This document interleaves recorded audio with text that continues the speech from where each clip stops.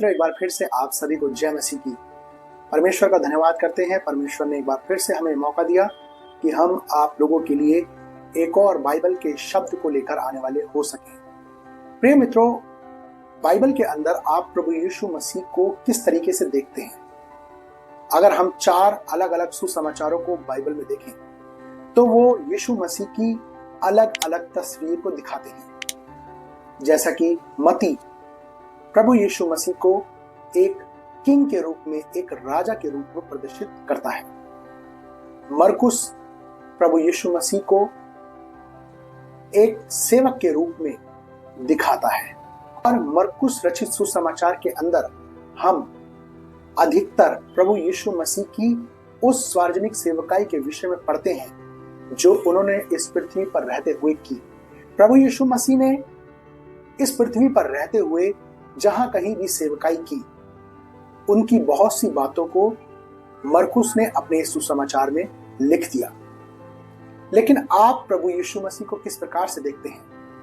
बहुत से लोग उसे प्रॉफिट के रूप में देखते हैं, बहुत से लोग उसे एक चंगा करने वाले के रूप में देखते हैं, बहुत से लोग उन्हें इस प्रकार से देखते हैं कि वो सब चीजों को मुहैया कराने वाला है केवल, या फिर वो बीमारियों को ठीक करने वाला प्रभु है।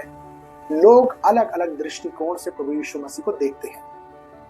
लेकिन आज मैं जिस शब्द के बारे में आप लोगों से बात करने वाला हूं वो है सर्वेंटहुड। एक सेवक के रूप में अपनी सेवा को देने वाला। प्रिय मित्रों, इस दुनिया के अंदर बहुत सारे लोग लीडर बनना चाहते हैं। वो चाहते हैं कि वो लोगों की अगुवाई करें। लेकिन एक अगुए की सबसे बड़ी क्वालिटी क्या होती है? वो होता है सर्वेंटहुड। वो किस प्रकार से एक सेवक के रूप में अपनी सेवा को देता है। यदि हम मरकुस रचित सुसमाचार उसका 10वां अध्याय और उसके 45 पद में पढ़ें तो वहां पर इस प्रकार से लिखा है, क्योंकि मनुष्य का पुत्र इसलिए नहीं आया कि उसकी सेवा टहल की जाए, पर इसलिए आया कि आप सेवा टहल करें और बहुतों की छुड़ौती के लिए अपना प्राण दें।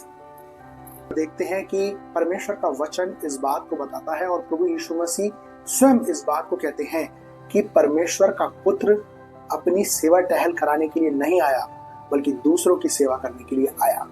एक अच्छे सेवक के क्या क्या गुण होते हैं? प्रिय मित्रों, एक अच्छा सेवक सेवा करता है उन परिस्थितियों में भी जिस परिस्थिति में सेवा करना कठिन होता है।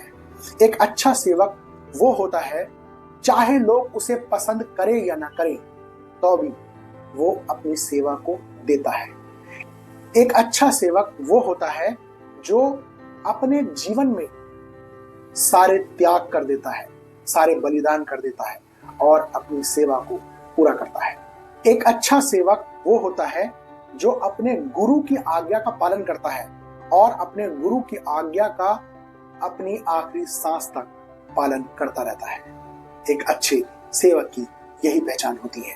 प्रिय मित्रों, एक अच्छे सेवक की पहचान ये होती है कि वो एक आज्ञाकारी सेवक के रूप में कार्य करता है और अपनी जिम्मेदारी को भली भांति जानता है।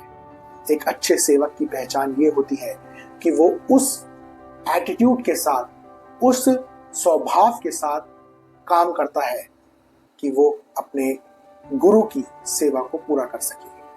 एक अच्छे सेवक की यही सारी क्वालिटीज होती हैं और एक अच्छा सेवक, एक अच्छा लीडर तभी बन सकता है जब ये सारी क्वालिटीज उनके अंदर हो। दुनिया के अंदर बहुत सारे लोग लीडर बनना चाहते हैं, सेवक कोई भी नहीं बनना चाहता। प्रभु यीशु मसीह सबसे पहले संसार में आकर सेवक बन गया। क्या कोई गुरु अपने शिष्यों के पैर धोता है? नहीं। यहूदी समाज के अंदर पैर धोने का कार्य केवल दास लोग किया करते थे, और वो दास भी वो जो अन्य जाति से बिलोंग किया करते थे। प्रभु यीशु मसीह सेवक बन गया और वो नम्र नहीं बना, बल्कि वो नम्र से भी नम्र बन गया। उसने दास का स्वरूप धारण कर लिया। और प्रिय मित्रों, उसके विषय में लिखा है कि उसने जितना अपने आप को नीचा किया, उसे उतना ही परमेश्वर ने ऊपर उठाया। एक अच्छे लीडर की यही क्वालिटी होती है कि वो अपने आप को निम्न कर देता है ताकि उसका परमेश्वर उसे उच्च स्तर पर लेकर जाए। बनना चाहे वो अपने आप को दास बनाए। क्या आप और मैं अपने आप को दास बनाकर परमेश्वर की सेवा करना चाहते हैं? जी हाँ, हम कर सकते हैं। और हमें एक अच्छा लीडर बनने के लिए अपने आप को निम्न करना पड़ेगा, अपने आप को नम्र करना पड़ेगा ताकि प्रभु हमें और भी ऊंचा उठा सके। एक अच्छा सेवक अपनी जिम्मेदारी को भली भांति जानता है। एक अच्छा सेवक दायरे में रहकर, वचन की शिक्षा के दायरे में रहकर अपनी सेवा को पूरा करता है। एक अच्छा सेवक व्यवस्था को तोड़कर परमेश्वर की आज्ञा का पालन नहीं करता है।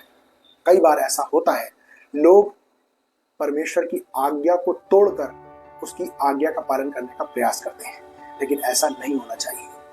एक अच्छे सेवक के रूप में अपने आप को निम्न करें, अपने आप को नम्र करें। प्रभु आपको सचमुच ऊंचा उठाएगा।